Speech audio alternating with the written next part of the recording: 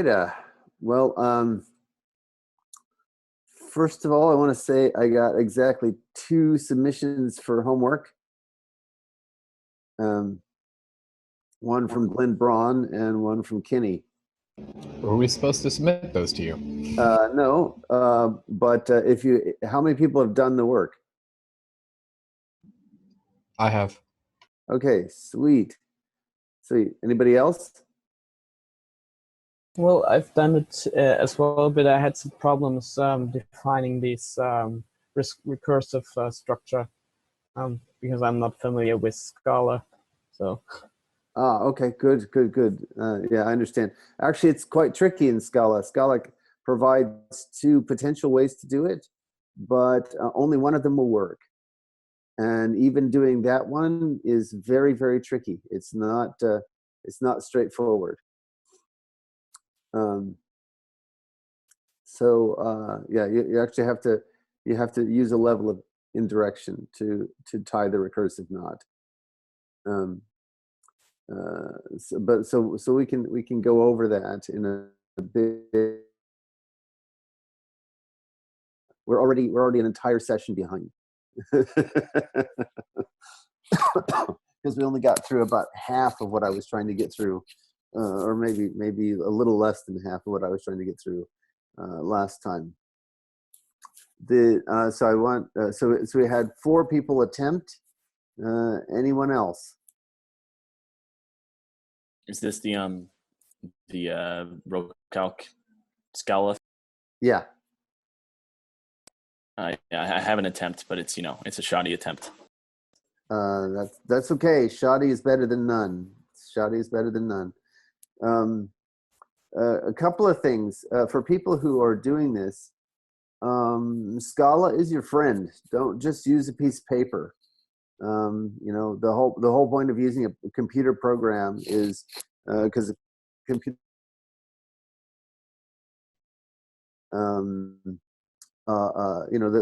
the Scala and REPL, for example, will show you your mistakes. So somebody submitted something that won't even compile, and you can see that it won't compile from the first line, which means that it wasn't tried. Someone didn't try it. So please, for sure, use. You don't have to like formally submit. We can always just talk about it over here. But if you do want to send me something in order to get feedback, feel free to send it to my email. The one I check the most is lgreg.meredith@gmail.com. You can cool, also, thanks. Yeah, absolutely. Okay, so let me bring up the slides, and I want to go through.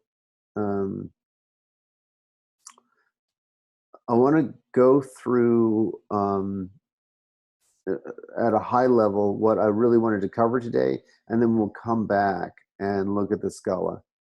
The most important thing in all of this, remember the aim of the course, the overall course is in the title. I want you guys to be able to get out of here being able to design computational calculi for yourself. And a lot of the if you can program the grammar in Scala, in Scala, then you have already gotten like how to do like the meaning of the grammar portion of it. And so you could make your own versions of these things. All right. So with that in mind, let me do a quick screen share.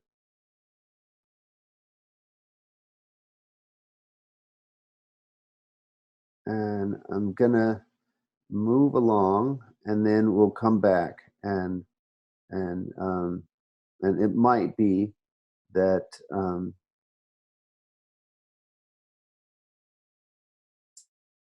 this stuff also unlocks the meaning from a different angle.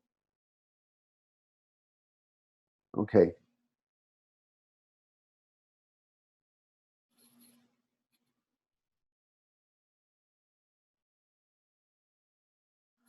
And then also, we should look at some other calculi for this. So there are a number of other mobile process calculi. Notably, there's the blue calculus, and there's also the ambient calculus, and also there is the join calculus. Those are all examples of mobile process calculi that you could take a swipe at writing the grammar down for, and then turning that into Scala, and also writing the domain equation. And there's one that's really kind of interesting to go after, and that would be the linear lambda calculus. And probably the best presentation you'll find is in Abramsky's computational interpretations of linear logic. That gives you a presentation that you can work from. And one of the things that makes that tricky is that the use of variables is linear.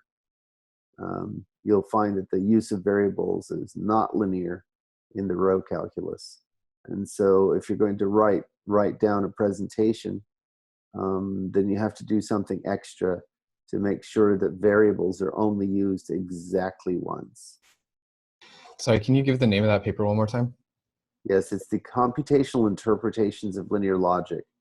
The acronym is CILL, and it's Samson Abramsky. I put it in the chat. Thanks. Yeah, that paper changed my life.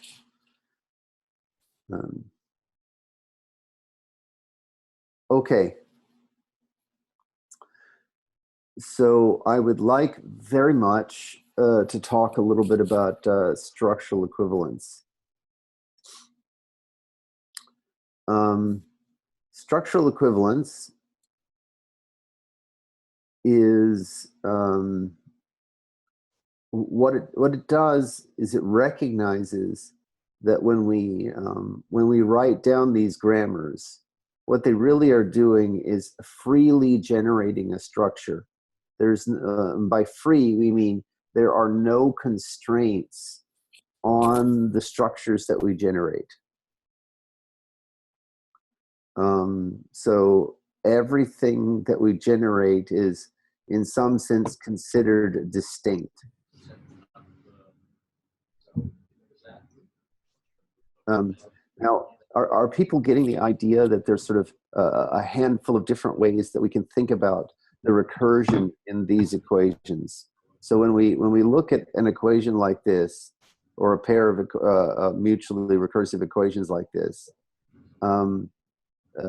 there are at least a couple of different ways that we can think about it.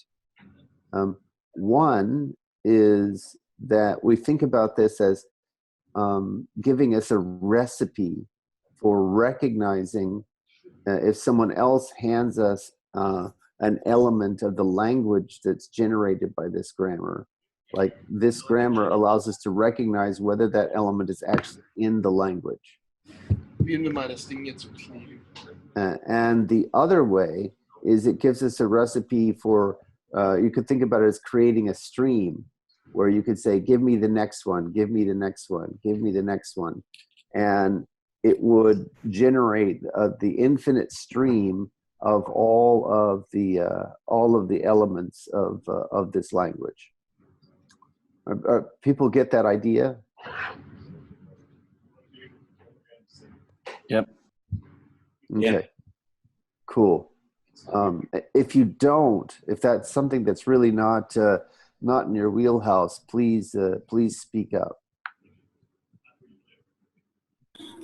Sorry, there is a background noise, but I cannot imagine really a stream of all the possibilities, because it's more like a tree, so all branches and so on, right? I'm so glad you said that. I'm glad you spoke up. Yes. So the thing itself is like a tree, but you could provide an arbitrary ordering.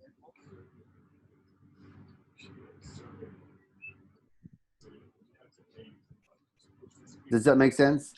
Makes sense, yes. Okay, cool. Now that's a very good observation.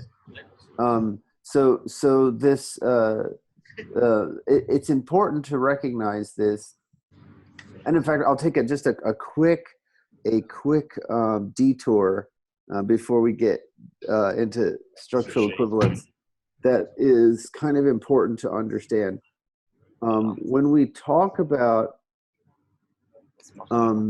collections, when we talk about collecting things together, whether they're into a stream or into a tree or into a list or into a set, or many other notions of collection, there are effectively two different flavors of presenting that collection.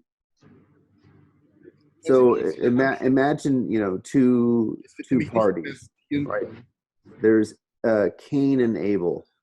Okay, so Cain and Abel, you know, are playing a game, and what Cain is doing is presenting to Abel a collection in such a way that Abel is able to actually sort of grasp the collection and feel satisfied that he has the whole collection available to him. So one way is what's called extensionally. Right? So what extensionally means is that you hand over all of the elements of the collection.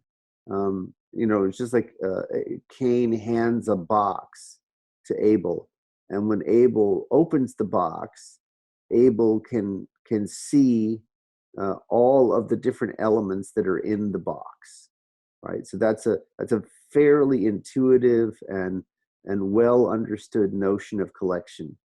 What's inside the box is explicit and right there in front of Abel's eyes, for Abel to be able to count or to, you know, sort or do other kinds of things with those elements.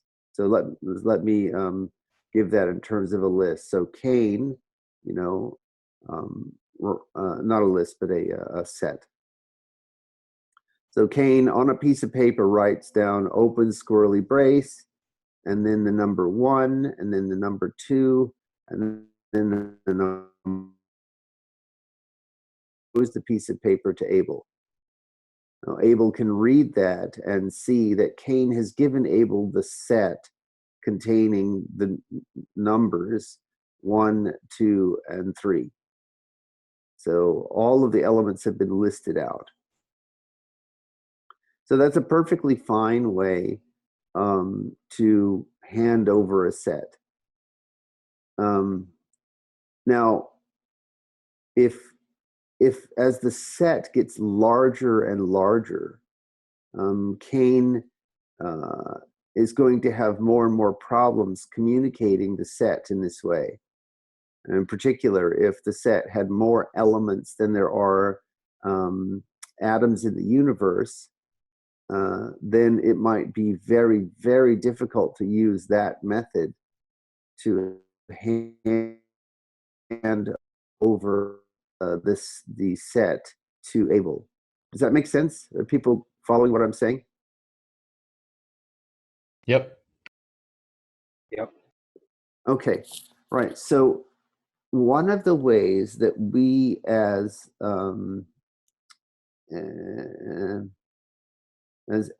agents who can handle computation have available to us to deal with the infinite is computation, computer programs, right? So, for example, we can write down a little one-line Haskell program that generates not just the set containing 1, 2, 3, but could generate the set or the list containing all the natural numbers. So in a one-line program, and again, it's easy to write that down. So Kane could write down the Haskell program that would generate lazily all the natural numbers, and Abel could read that, and assuming that Abel understood Haskell, Abel would know that he had received the set or the list containing all the natural numbers. And that presentation of that list is called intentional as opposed to extensional. So it's not intentional with a T, but intentional with an S, right? And it describes this sort of using a program to exploit some compression, some information theoretic regularities within the elements of the collection in order to give a finite presentation of it. Does that make sense?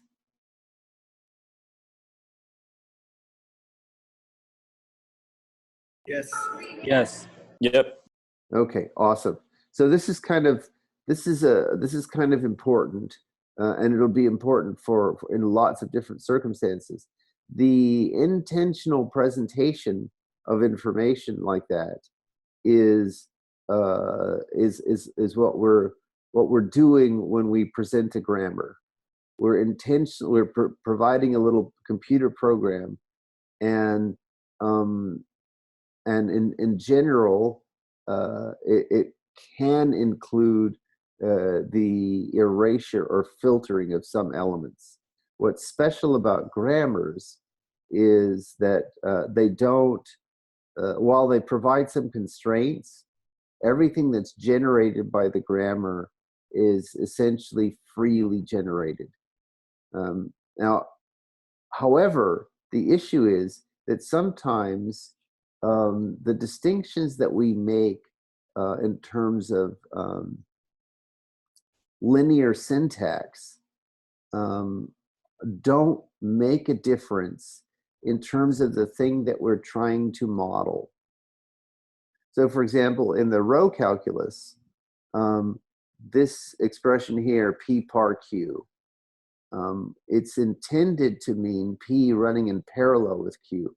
Now this is getting away from the syntax and into the semantics, into what these little scratches or dots on a screen are intended to mean. Like before, last week we were talking just about the form. It was like the rules of a game, and we didn't have to worry about what these symbols collected in this way meant.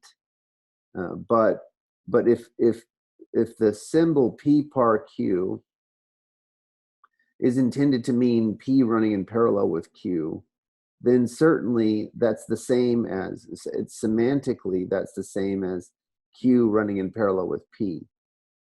And so we impose an equation to get rid of that syntax, that syntactic difference. Now, the same is true with computer programs. So with the lambda calculus, which we looked at last week as well, remember there's a variable mention, there's abstraction and application. And I said, initially, let's just think of these as, funny symbols. There are different ways to make to make strings of a certain shape. And in fact, I don't know if I mentioned this last time, but I designed there's a variant of this presentation that just uses letters and no variables, called SKI. And when I was teaching my son back when he was 9, the combinator presentation of the lambda calculus, he couldn't grasp the symbols. And so I looked around the room and I saw that we had a bunch of poker chips, because the kids really like playing poker for whatever reason. So I grabbed the poker chips and I made, I interpreted the SKI presentation of the lambda calculus using stacks of poker chips. So each different combinator was a different colored chip, and then stacking them had a particular meaning, and then the whole calculus could be presented in terms of how stacks of poker chips transformed into other stacks of poker chips, and that enabled him to grasp and for us to build a little physical computer out of stacks of poker chips. So the reason I do that little digression is that again, you can think about it as the formal rules of the game up to a certain point, and then what the game is doing changes when we go from syntax to semantics.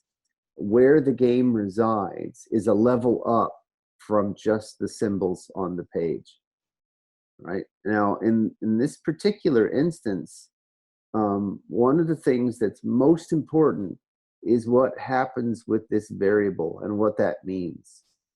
And what that means is that we're binding X. So the languages we're binding X. So M is possibly going to contain some mentions of X, right? And but those mentions are really placeholders for something else. And the way to think about that semantically is like a program. So if you've written a program in C or in C# or in Java, you understand that programs can have variables, right? And when you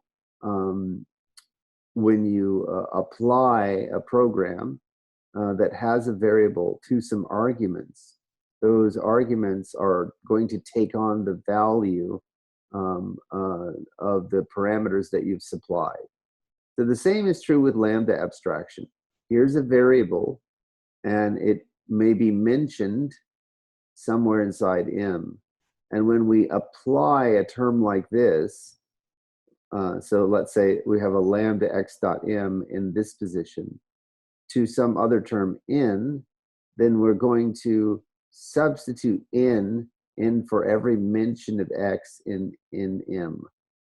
Right, so that's I have to get ahead of myself in order to justify this equivalence or syntactic erasure that we want to do. So so basically, if you've ever written a Java program that or a JavaScript program that has a variable in it, you know that if you change the name of the variable and you do so consistently, right? So let's say you have the program has a variable x. If you change the name to y, and everywhere in the body of the program, you also make sure to change all the mentions of x to mentions of y, then they are the same program. And there isn't any other y in your program. Yes, you have to be careful about not capturing things. So for example, in the lambda calculus, this is one of the smallest programs we can write. We know that x as a mention is a legal program, and then we know that if we abstract over some legal program, we get a legal program. So lambda x dot x is one of the smallest legal programs we can make. In fact, it's one of the smallest abstractions we can make. So if I change the variable x for y, and everywhere inside the body x, I change mentions of x for y, then I get this one. So these two really should somehow be the same program. And that's what alpha equivalence does for us. Okay, so what we're saying is that lambda x dot m versus lambda y dot m, where you've put y in for x in the body of m. And you have to be careful that y is not bound in m, because you would slide it, so you would potentially create a different lambda term.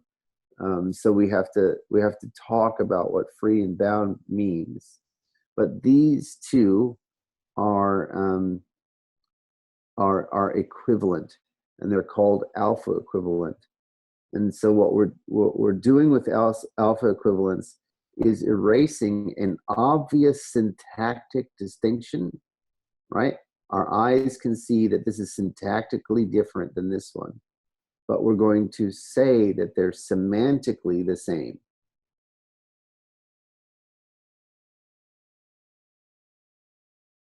So that was a lot of information. Let me stop there and see if there are any questions about that. So y can be free in M, and that's still valid? Yes. Well, let me put it this way. If you pull away the abstraction, y is necessarily free in M. Okay. And Greg, I'm not quite. I understand how, like in a program, if I think what Jake was saying, if I already had a variable named y, I can't just substitute the name y for x because it's already defined.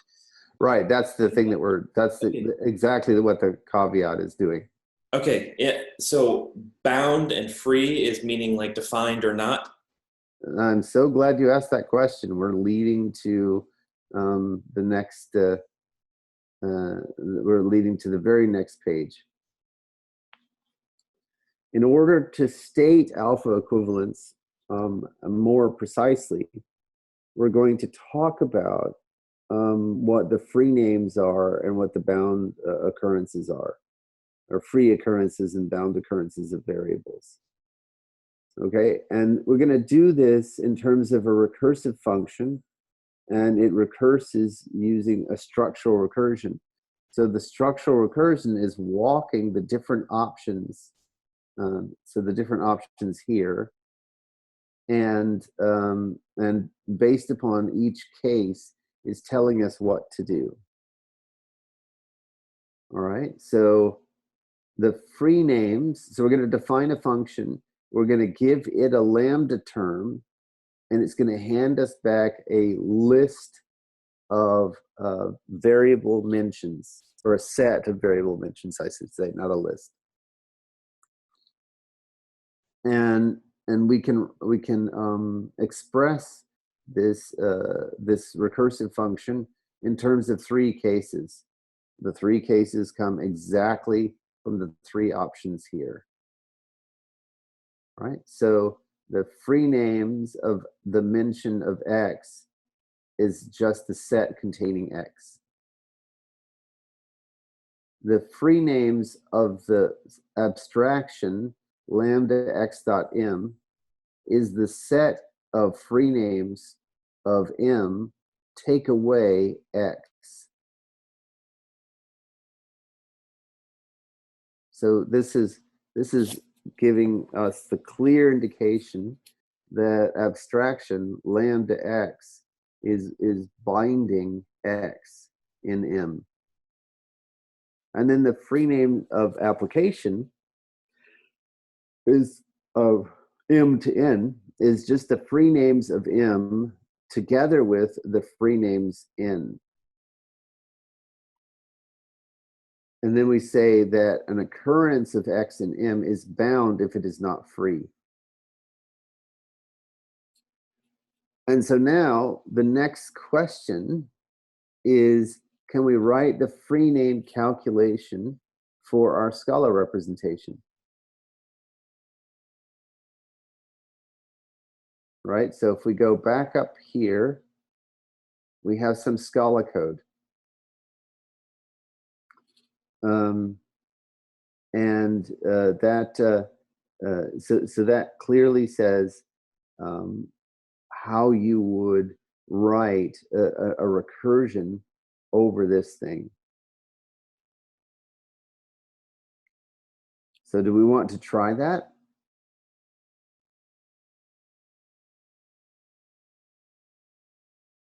I guess, sorry, I have a quick question. So in the program lambda x dot y, y is a free variable, right? Yes.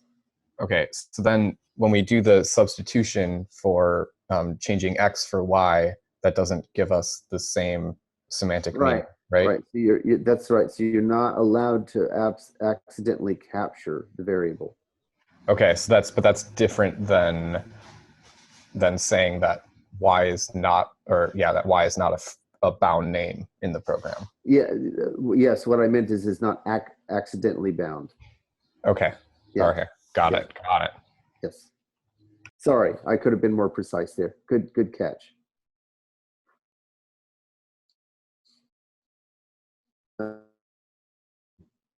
So does everyone understand Jake's question? Maybe not, but just reading the sentence, an occurrence of x in M is bound if it's not free. First thing I think of, well, what does free mean? That's what this is. That's okay. So this is free. So if x doesn't conform to that, then it's free. Yeah. So if I go calculate free names of M, in other words, Fn of M, then we say that, so that gives us a set. And x, if x is not in an occurrence in M that's not in free names of M is bound in M. So maybe it's worthwhile doing some examples. Would you like to, let's do some examples. And also, I just want to check and see, are there any other people, are other people following along, or does this feel? I'll say, Greg? Yeah. One way I think of it is if you could figure out all names and then you subtract the free names, that equals the bound names. Yeah, they're complements. Yeah. The total occurrence in M of variables is decomposed into the free names and the bound names, and you can just see that, right, by the definition. You know, when you have a binding occurrence, you take it out of the free names, right? It's right there. So let's do a couple of examples, just so that we're all on the same page.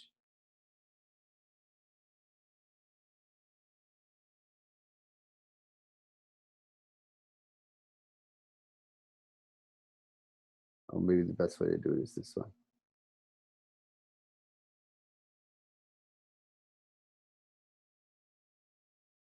Greg, are the symbols used important? Meaning, I typically see set used instead of the square brackets instead of curly, and take away as a subtraction, or like a dash instead of a, or is that just stylistic? No, this is actually important. That's a great question. So squirrely braces is part of what's called set builder notation.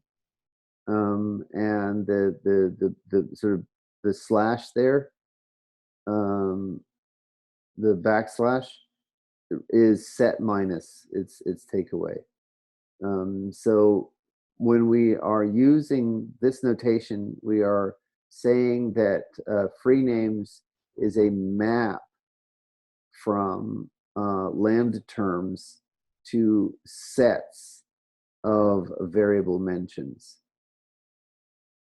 So if you were to use a list, then you could get multiple occurrences in the list of something, and then it would be hard to know which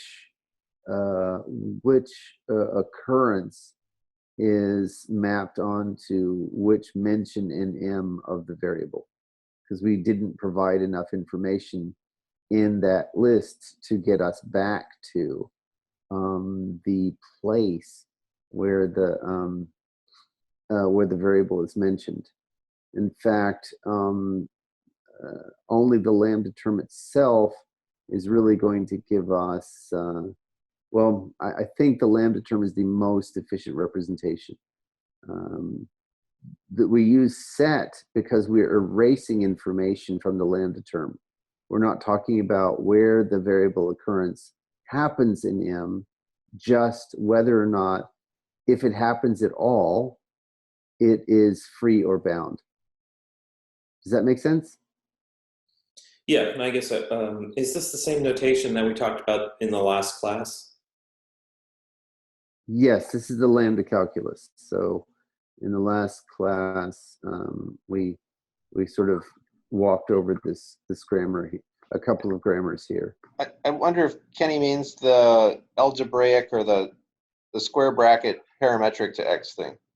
Ah, sorry, I totally misunderstood what you were talking about. Yes. Okay, so right, yeah, okay. These questions are leading us into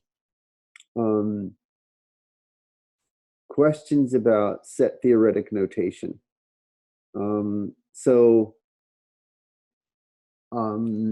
We can build sets using different kinds of operators. So in particular, the squirrely braces allow us to build up sets either extensionally or intentionally. And then we can augment the squirrely brace notation with various operators that are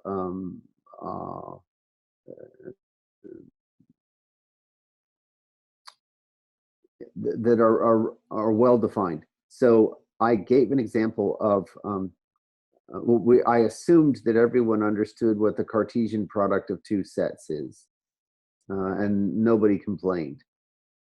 So let me just stop and check and see, does everyone know what the Cartesian product of two sets is?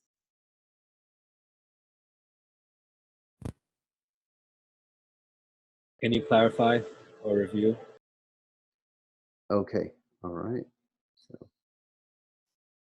it's always interesting level setting this kind of stuff. All right, so I was just about to, I created this one. Yeah, there we go, okay.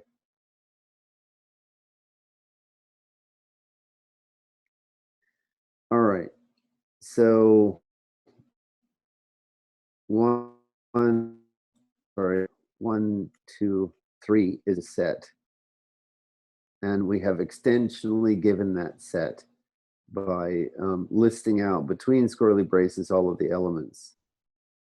And if I take the Cartesian product of that with A and B, I'm going to get all the pairs. So there are 6 of them. So I get 1A and 1B, and I get 2A, and I get 2B, and I get 3A, and I get 3B.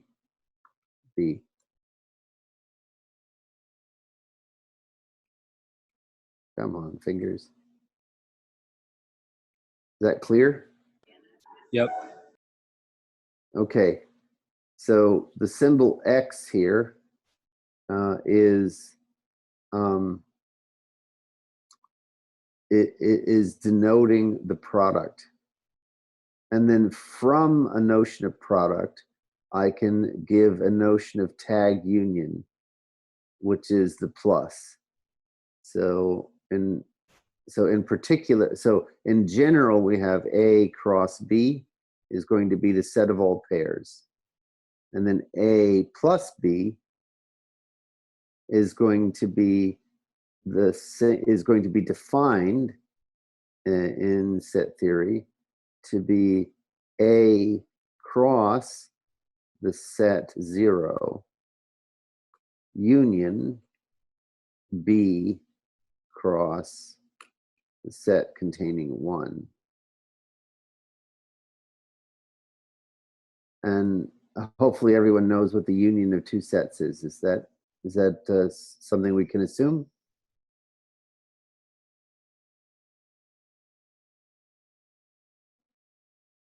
So that's our two notions of symbols here, and both of these are built up using the curly brace notation. Now, just for grins, to cement the ideas of extensionally and intentionally, I could also programmatically give a different way of talking about the product. In Scala, for example, I could write for A from A, semicolon, B from B, and I could yield or return A comma B.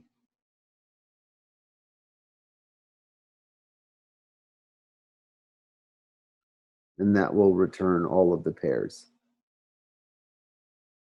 So here I gave you this definition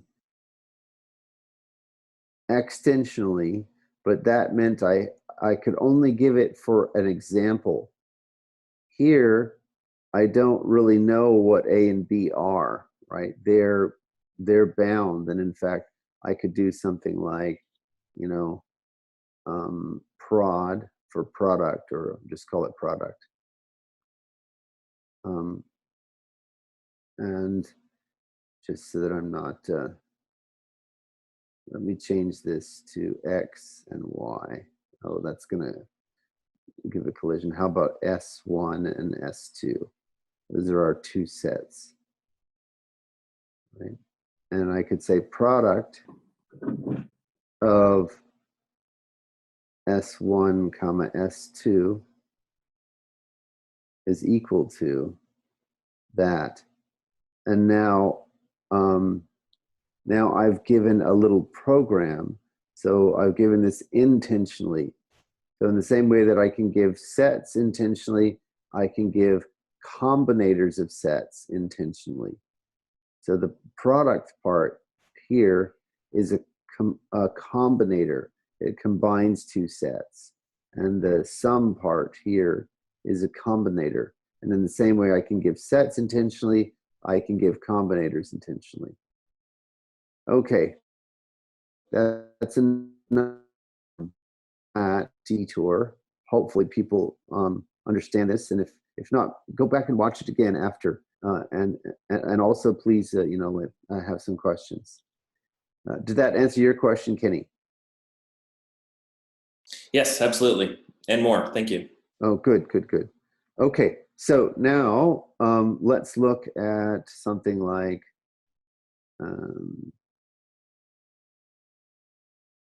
oops. Is it this one? No, neither of those. Okay, view. Edit.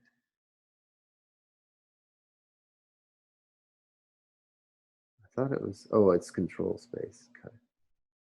Okay, so what we want is lambda. Okay. So lambda x dot lambda y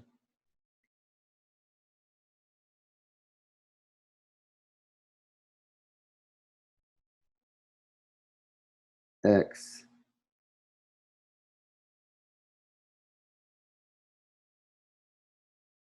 so what are the free names of this thing?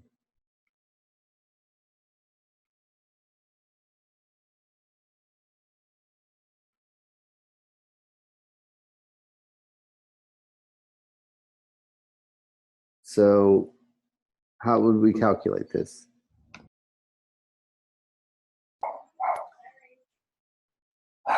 We would first say, okay, so lambda x dot lambda y dot x, we have something of the form lambda x dot m. So we know that we're going to take the free names in m and then subtract x from that list. And then Very good. That's exactly right. So let's take that. So that's going to be the free names of this thing, the sub expression. And then we're going to take away x. Okay. So then this is going to be equal to what? Well, we just follow the same recipe, right? So this is another one of these kinds of things. So it's going to be the free names of this thing, take away y. So the free names of x, take away y. And then this whole thing, take away x.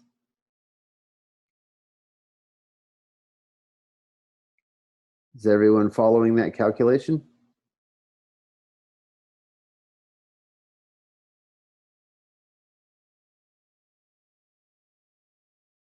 I'm not going to assume that silence means yes.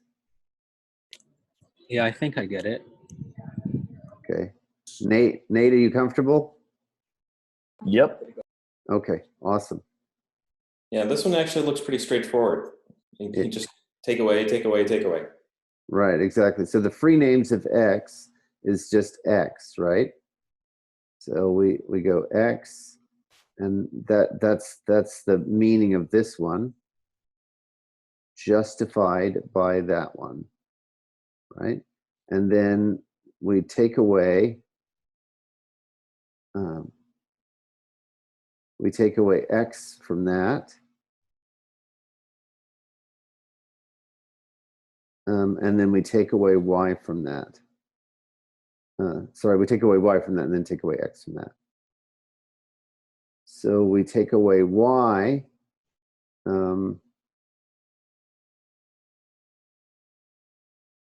from the set x. So that yields the set x. And we take away x from that, which yields the empty set.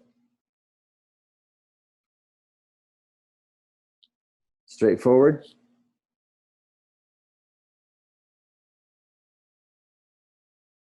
Yep.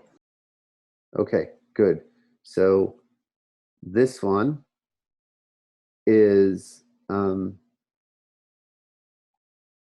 has no free names. It's a closed term. Now, in general, if you're used to programming, you realize that closed terms are the only terms that are going to compile. If you've got some variable that's not bound somewhere in your program, the compiler is going to complain. It's going to be unhappy. So closed terms in the lambda calculus correspond to compilable or units of compilation in programming languages like Scala or other things. Okay, so I'm going to move along because it feels like people are relatively comfortable.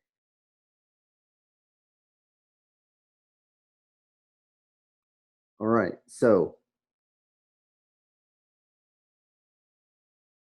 what alpha equivalence is doing is two things. It's erasing syntactic distinctions that don't make a difference to our programs. And this is a fairly subtle syntactic distinction.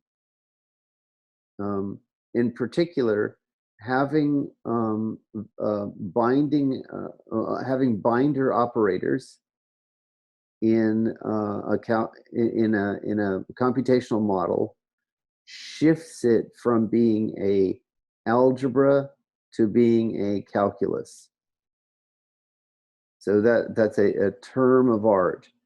So Sorry. there, yes. Do you mind repeating that sentence? Yes. So having binding operators like lambda, there's another binding operator that we've been exposed to. Can anyone remember what that is? New. New is a binder, yes, but we didn't mention it in our examples.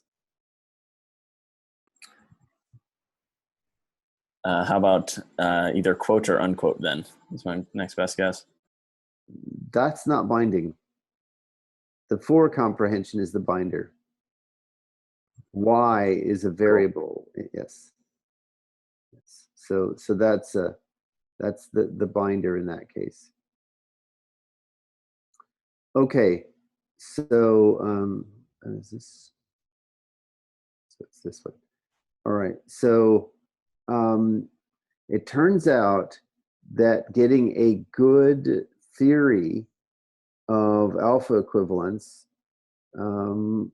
was a long time in coming. It took a while before we had a decent theory of alpha equivalence. And I heartily recommend those who want to go deeper to look at Jamie Gabai and Andy Pitt's work on interpreting binding. They've given a general model for what binding structures are, at least as good as capturing the binding operators like new and the binding operations like abstractions. Maybe there are some other binders out there that we haven't seen, but at least the ones that we have seen, whether in logic or in computing or in other kinds of things, Gabai and Pitts's notions are seem to capture it.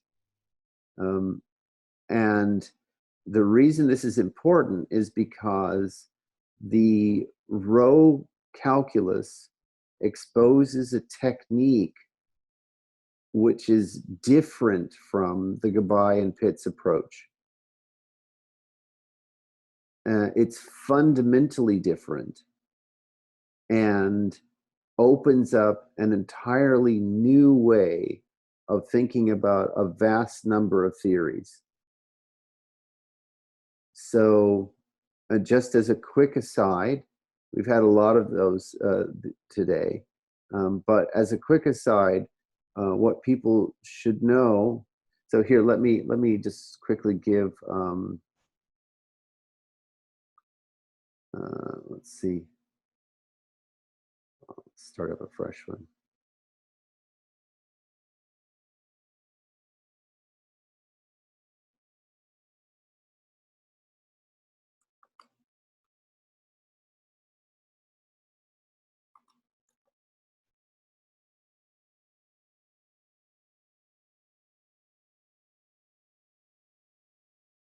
Okay, so these are sometimes called nominal theories. They use a form of set theory with atoms. So this is probably the original paper, a new approach to abstract syntax with variable binding. But if you look at, if you just look at Jamie Gabai and nominal theory.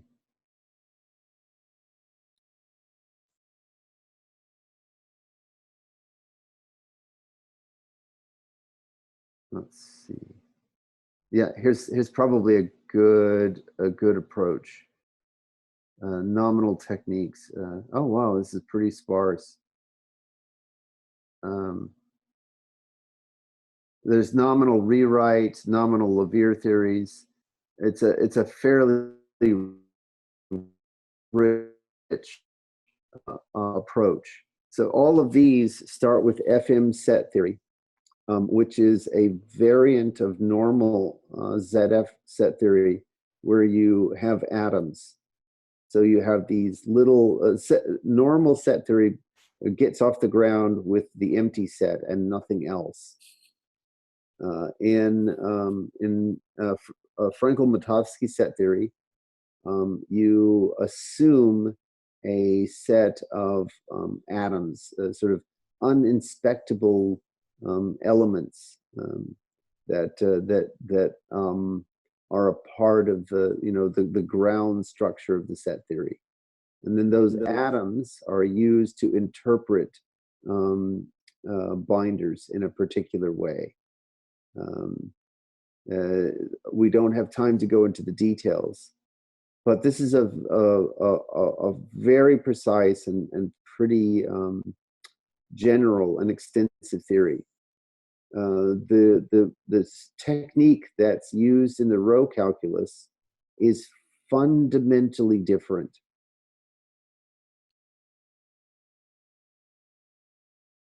than what Gabay and Pitts came up with. So it's a different approach to nominal phenomena, and what's interesting is it yields an entirely new universe of set theories. So while Gabay and Pitts used a set theory that was developed back in, I don't know, I think it was the 40s or 50s. I don't remember the exact decade in which it was in which it came about, but it was already lying around. The approach that comes from using reflection is also a generic technique.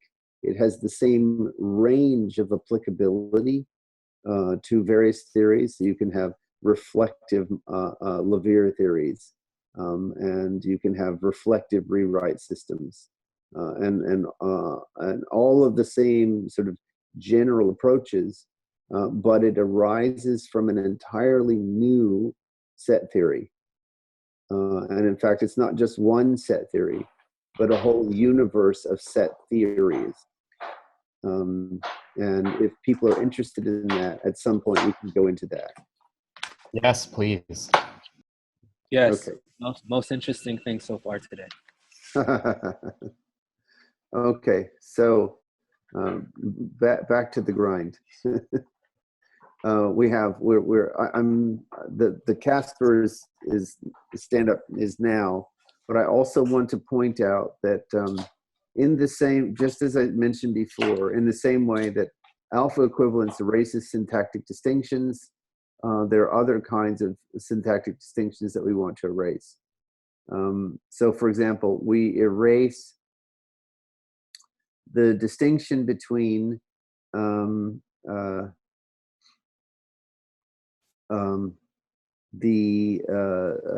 if this is the stopped process, and this means running in parallel, that if you run some process in parallel with the process that does nothing or contributes nothing or doesn't interact in any way, then that should be the same as just running P.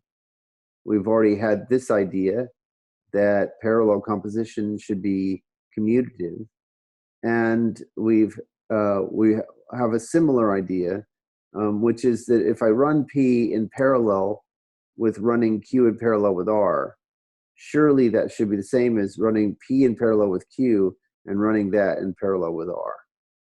Right? So those are all differences that are obvious syntactically. We can just look at them and say, oh yes, this expression is syntactically different than this one. But we don't want to recognize those in our formal account of computation. So we erase them using the structural equivalence. Now, one other key point before jumping off to Casper. I mentioned last time a couple of different mathematical areas. One is category theory, and the other is universal algebra. So in the history of mathematics, universal algebra came before category theory. So people were noticing that there were all these different algebraic structures, and there were some general laws governing how all of them behaved.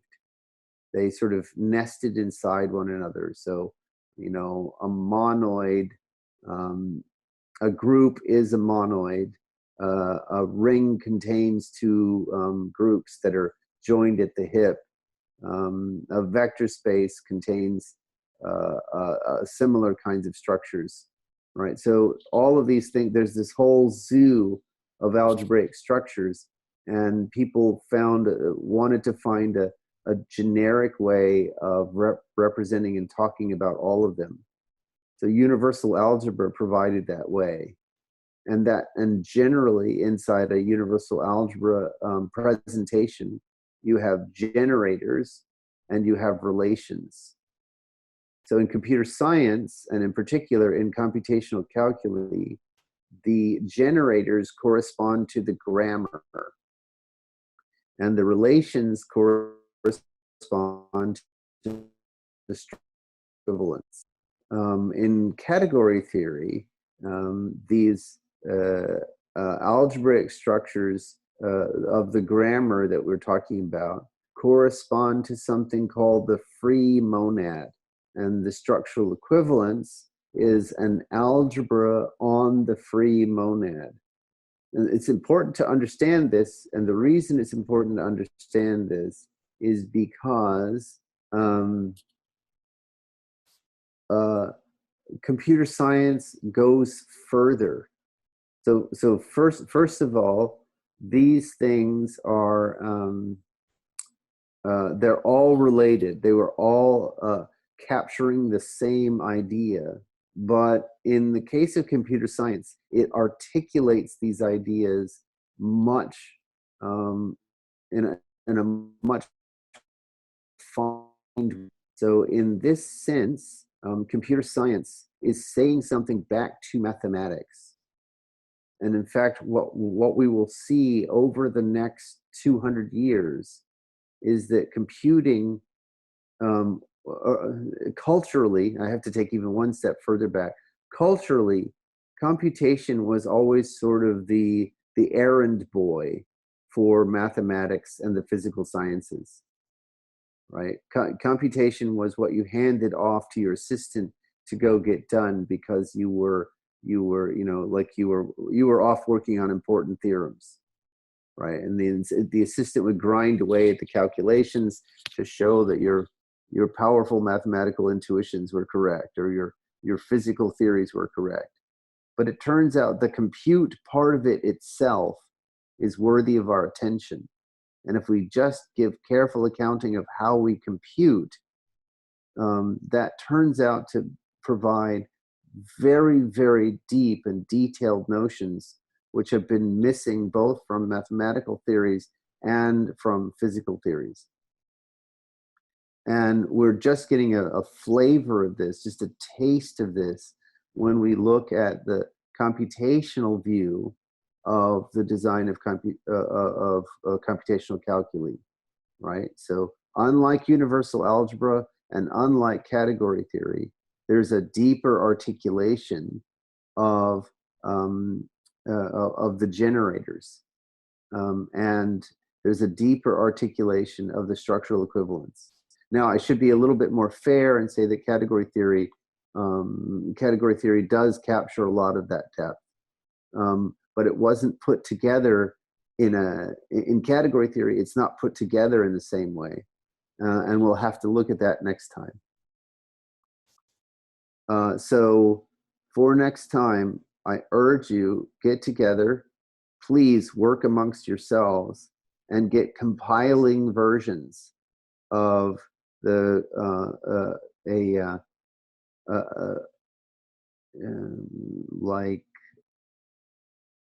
so whatever we're going to call this, the Scala implementation of the syntax for the lambda calculus.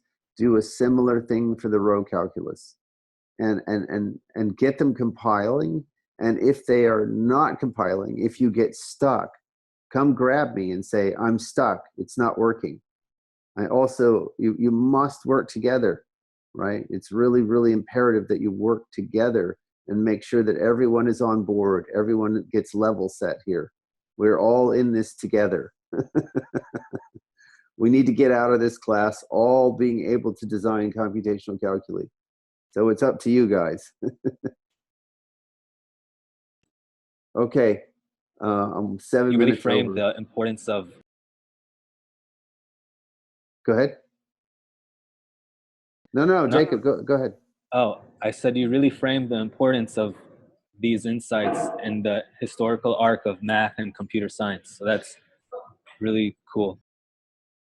Sweet. There's a lot more where that came from. We're just getting started. Okay. Any quick questions before we jump over to Casper? Nope, I just want to say, contact me if you want to be part of the discussion that's happening on Fridays for these things. And then, yeah, also hoping to use that to go over some of these examples and be a jumping off point for working together. So, sweet. Okay, guys. Thanks. Thanks. Thank you. Thank you. Have a nice day. Thank you. Ciao. Thanks.